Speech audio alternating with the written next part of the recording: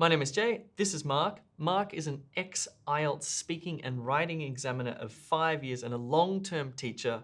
Mark, one of the questions we often get at E2 Language is, how do I prepare for IELTS in 30 days? So, Mark, I have 1 month to prepare for IELTS. Where do I start? Well, you've started very well, and the first thing you'll always want to do is seek assistance. Now, it's possible you can try to do the test by yourself, but you don't want to be 2 weeks or even 1 week out and suddenly realize that you're going to need help. Right, and you certainly don't want to realize on test day that No. you need help. That's right. So there are 4 sections to the IELTS test. Let's look at the first section, which is reading. All right, so I've got 30 days to prepare. I want to conquer the reading section. What should I do? The first thing I usually ask a student is about their reading habits. How much are they reading?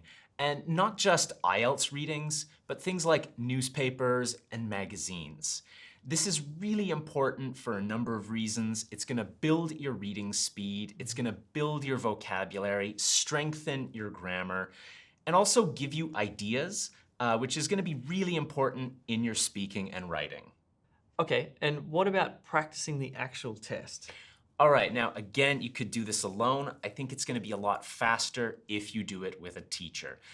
You want to learn about the questions and the structure of the reading test, practice and internalize these ideas. You don't want to be thinking about techniques or strategies on test day. And help from a teacher can make a big difference. It could make a difference of even a few points in one sitting. So imagine over a month, you're going to get a lot of information from that teacher. You can practice and internalize these ideas, and you'll be in a much better position after a month. Another key thing I usually recommend to students is that they make sure that they review the materials and the practice tests they use.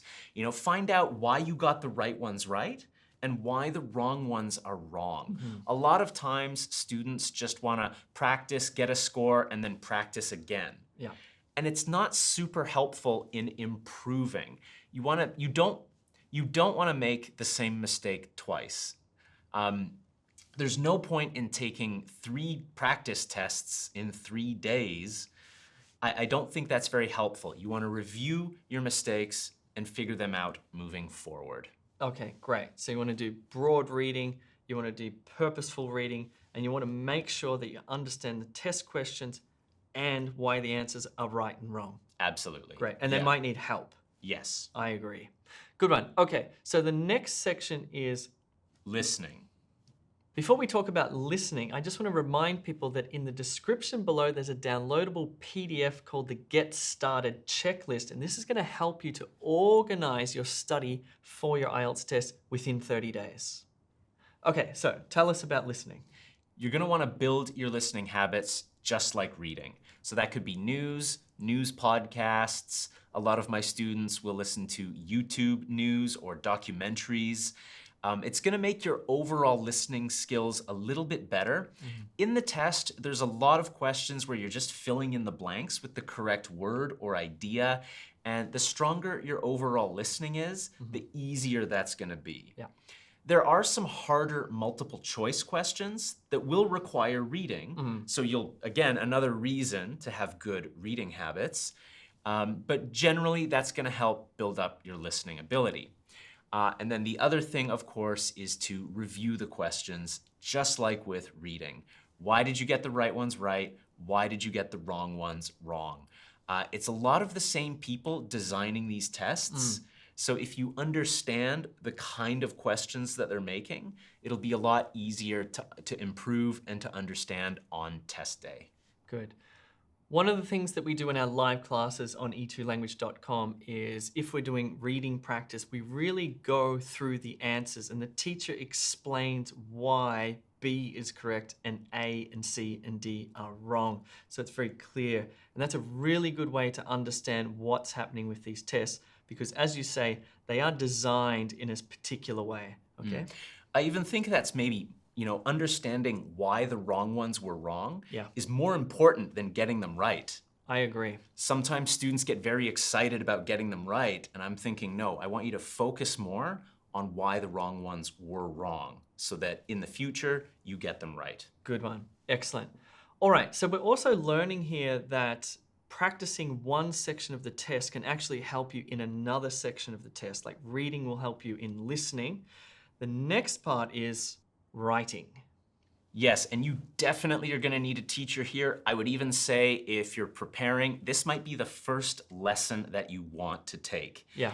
You'll want to get a teacher who can go through the different task types with you. If you're doing general or academic, what are the different kinds of essays you might be required to write? If it's academic, what are the types of analysis you're going to need to do? Or what kinds of letters are you going to need to write? You're going to need to learn what to do and what not to do. Yes, exactly. Okay, so if I only have 30 days to prepare for the writing section, is it a good idea for me to memorize like a template? Ooh, definitely not. You don't want to memorize anything. The questions that you get on the test, you have no idea what they might be. Good call. So if you prepare one template and then you deliver that on your test, the examiner is going to look at that and think, nope, they have not answered the question. That is going to very severely affect your score. Yeah. What you will want to get from your teacher is instruction on the different types of writing, and then practice and feedback. Figure out what mistakes you're making, and then fix those mistakes. I would make sure that you focus on task achievement first, which means make sure you're reading the question carefully and then answering it properly. A lot of students will get into trouble because they go off topic during the test, and that can have a huge impact on your score. So focus first on organizing your writing, and then you get feedback on your grammar. What are the grammar mistakes that you're making, and then fix those. A lot of times students will really get focused on the grammar, and grammar is important. But I would say organization can be fixed relatively quickly and easily. Grammar can take time. It can. Yeah, so pick one of the things that is causing the problems and then focus on that, maybe two things. And over a month, this is gonna make a big difference. So this is why I really think one of the first lessons should be in writing. Another really important thing, when the teacher gives you feedback, you really pay attention to it, figure out what the problem is, and then fix it. You don't want to just, do another writing with the same mistakes again. Or just look at the score. Yeah, don't just look at the score. The score is the least important thing. Yes. The feedback. Are you making mistakes with articles, verb tenses, prepositions? You really want to get onto that. Organization and extending your ideas, you can learn that quickly. Grammar is going to take time. And that does take me back to that point about reading.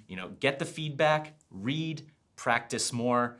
I have seen amazing things happen in a month when a student is getting writing feedback and they're reading a lot. Gotcha.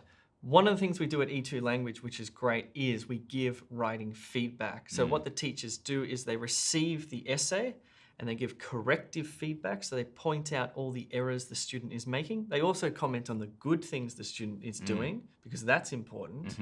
Then they go through and they actually mark the essay according to the IELTS criteria or the checklist that you need to satisfy on test day.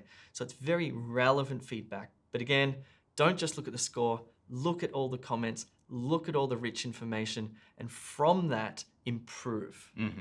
All right, let's talk about the final part of the test, speaking.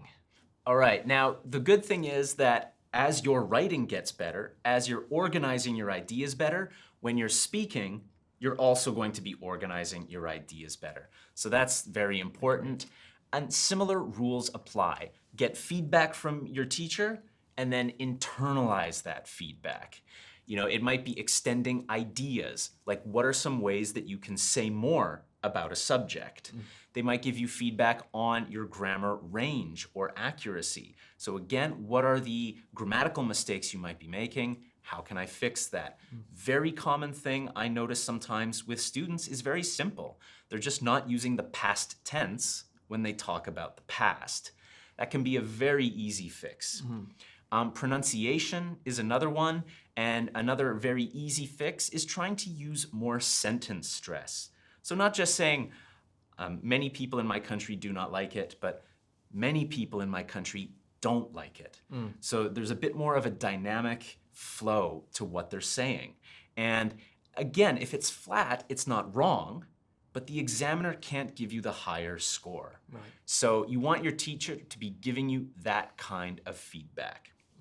Another thing is that you want to be thinking about relaxing during the test, and that's why it's good to have a teacher. You practice, you get comfortable. And one little tip there that I often give people is, don't try to give the correct answer. There are no right or wrong answers, just your ideas. And an example might be, let's say the examiner or your teacher says, what can the government do to make people eat healthier? Maybe you're thinking, I don't think the government can do anything. And that's fine. You can give that answer if you genuinely respond that way. Or you might say, well, the government could put a tax on fast food. You could explain that, but then say, but to be honest, I don't think people will like that, and I don't think it will work because people don't like to be told what to do. So you can see, I'm not worried about giving the perfect answer. I'm giving my thoughts. And that's what's really important, and you want to get comfortable and relaxed for when you take the speaking test. One of the things that I found challenging about the IELTS test was the speaking section in particular, because it was just a kind of weird experience and it kind of made me feel a bit anxious and nervous.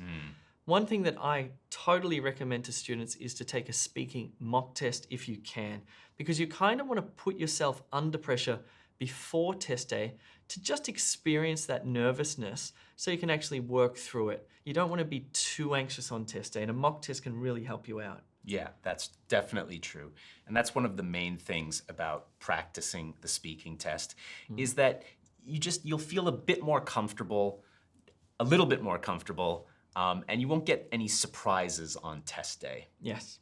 All right, Mark, we've talked about a lot of great tips here if you want to prepare for your IELTS in 30 days or perhaps even the day before your test.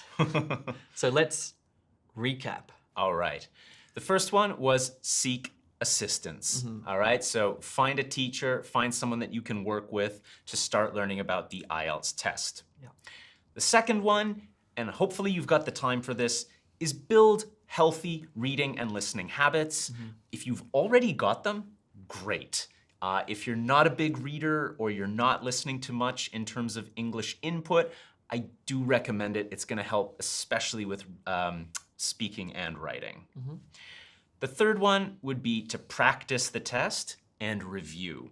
So in reading and listening, you practice your test or your materials, and then make sure you carefully go through that material to understand why you got the right ones right, why the wrong ones are wrong. Don't just obsess with your score. Finally, get feedback, internalize feedback. That is particularly important with speaking and writing. Mark, this has been really helpful. Preparing for IELTS in 30 days or under can be very stressful, and I think we've given them lots of great information here. Remember that in the description below there is a downloadable, the Get Started checklist, which I highly recommend you do download and print out and stick on your bedroom wall long before test day. Cool, thanks very much. No problem.